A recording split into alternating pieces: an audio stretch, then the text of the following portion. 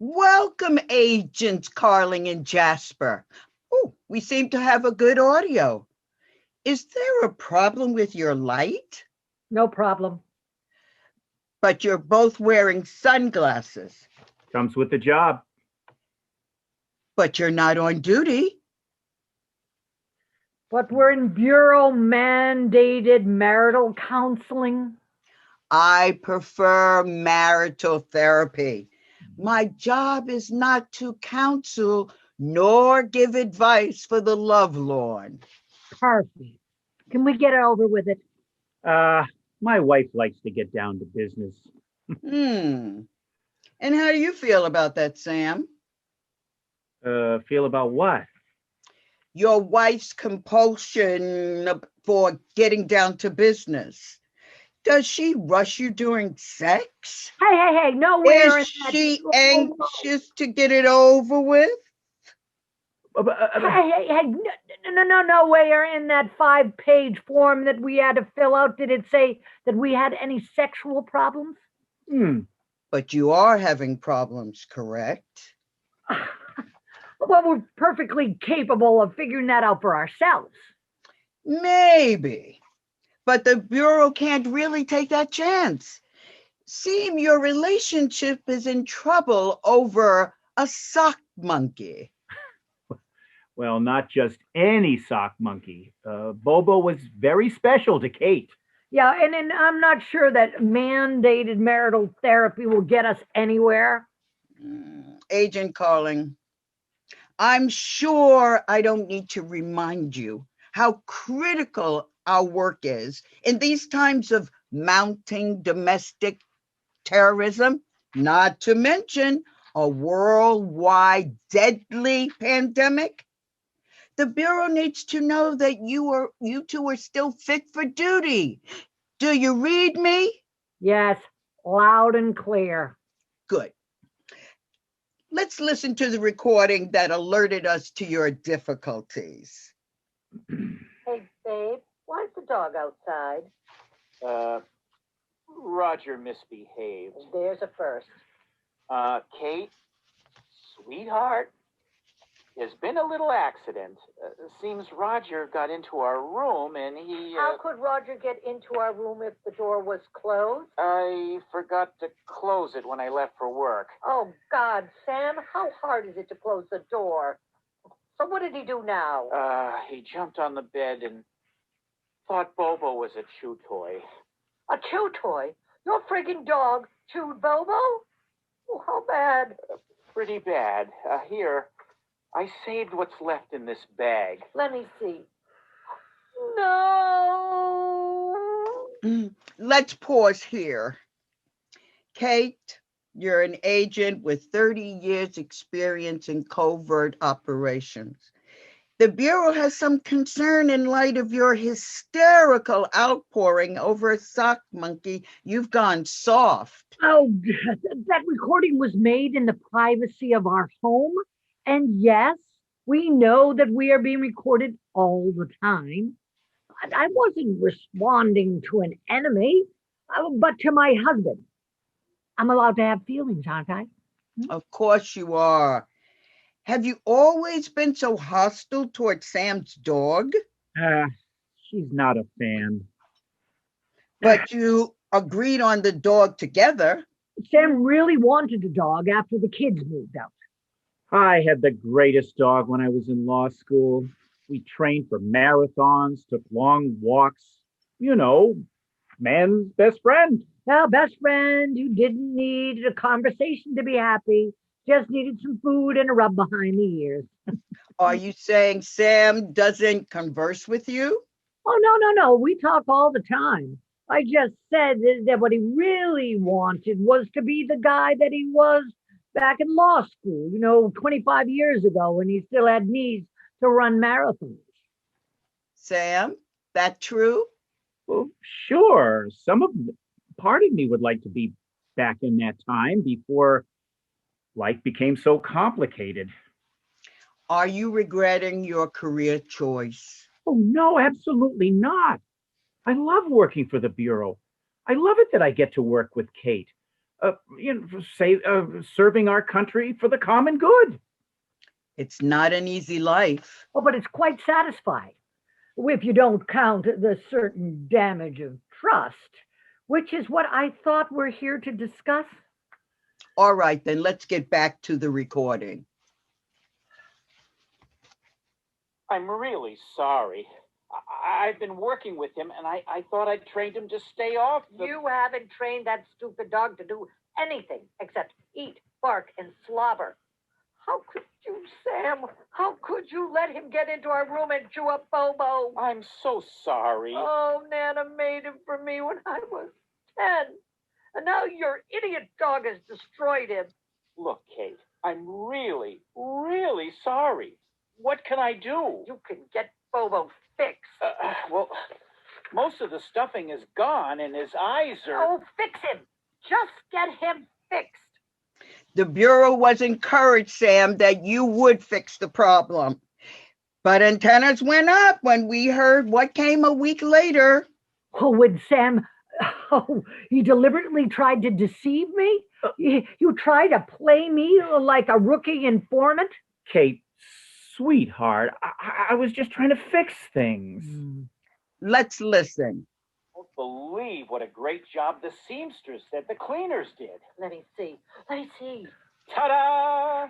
Good as new. Wow, the tassel looks great. And you added red ribbon at the top of his thighs? Oh, tops of boots. Give him some style. Cover some of the damage. My husband, the fashion designer. Who knew? Oh, Sam, I'm sorry I've been such a pain about this. You really put a lot of thought into getting him repaired. Gave it my best shot. Hey, hon, what was the woman's name who fixed Bobo? I'd like to thank her. Mrs. Yang at the cleaners. Why don't you write her a note? I'll drop it off the next time I'm there. Oh, you're the best. My Bobo's back and he's coming after you. Hey, la-dee-da, Bobo's back. Sorry to interrupt you, but I just have to tell you how everyone loved your rendition of My Bobo's Back. I'm glad I could entertain my colleagues. Can we just finish listening? No dancing with Bobo. He's a delicate creature, you know. Right. Whoops. Looks like dancing wasn't so good for the boot tops. The ribbon is slipping. Here, I'll take it back and get it fixed. Wait a minute. What's this tag? Sam? Made in China? Oh, by Mrs. Yang, you think? You lowlife. You liar. This isn't Bobo. But you thought it was, and you were happy. What's the difference? What's the difference? It's a sock monkey, Kate, just like the one your grandmother made for you, but newer. It's a piece of mass-produced crap. Give it to Roger for a chew toy. Maybe he'll choke on it. I just wanted you to be happy. I'm not. Where's my Bobo? In the trunk of my car. Do you see why I was so upset? He treated my Bobo like some defector we were removing. Wasn't your husband just trying to please you? Oh, great. Now you're taking his side? I'm a marital therapist, not a referee. I don't take sides. I was just commenting that your husband was just trying to please you. My husband was trying to deceive me. Pleasing, deceiving, they are often the same things. Faking an orgasm, for instance, pleasing or deceiving. We might be in the deception business, but we're not in the business of lying to each other. I just can't stand it that he duped me. It's embarrassing that the whole Bureau heard me sing Bobo's Back, and then they heard how Sam lied to me. And you've never lied to Sam? Never. Really? How much did you pay for that handbag? How much? My purse? I prefer handbag, but yes, your purse. I don't remember. I can play the recording when you told Sam what you paid for that handbag. Oh, don't you remember, hon? You made a point of telling me that you conquered your purse problem, as we like to call it, and you bought this one at TJ Maxx for under $50. That handbag cost more than $50. I got it on sale. Oh, on sale? That handbag couldn't be got for less than $300 in a good consignment shop. So now we've established that Kate has lied to you, Sam. How do you feel about that? Deceived. Duped. Oh, for Pete's sakes. We didn't come here to talk about my purse. This is marital therapy, where everything is grist for the mill. Okay, I might have a slight spending problem on purses, handbags, but finances are not a problem. The Bureau worries about spending problems.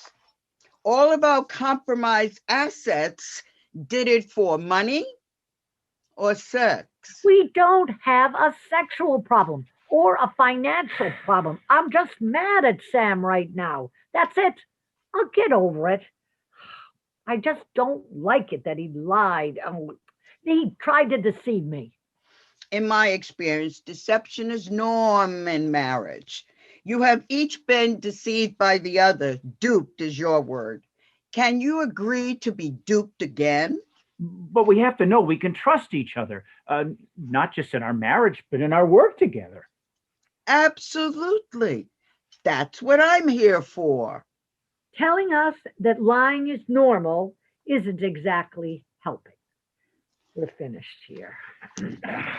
You don't understand. If I can't help you, you may be terminated. We're both pension eligible, but we hadn't planned to retire now. I didn't say retire. Oh. Exactly. Oh. Exactly. So let's continue. We should look at your history.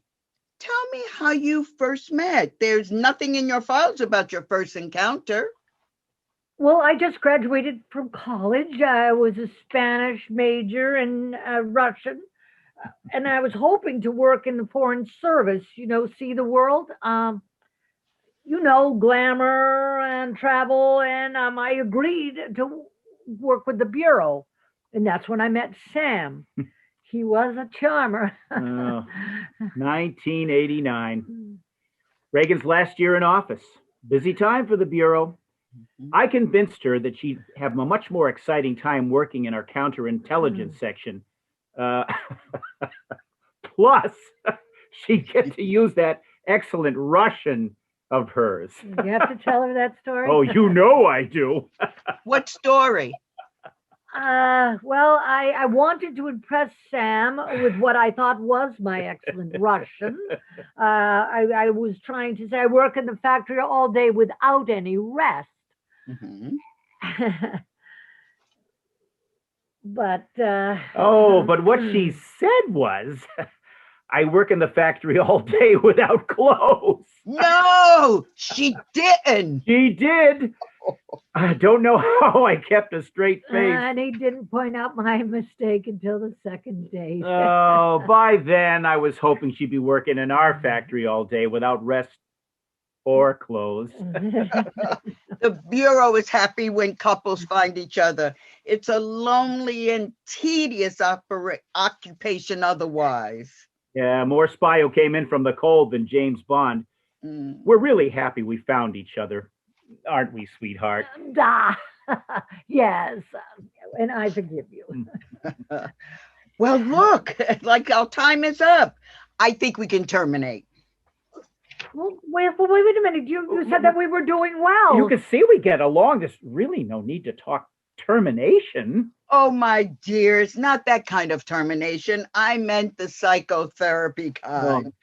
I'm going to recommend that you two continue with the Bureau with one stipulation. What's that? The dog goes to obedience school. And if he can't learn to stay off the bed, then terminate him.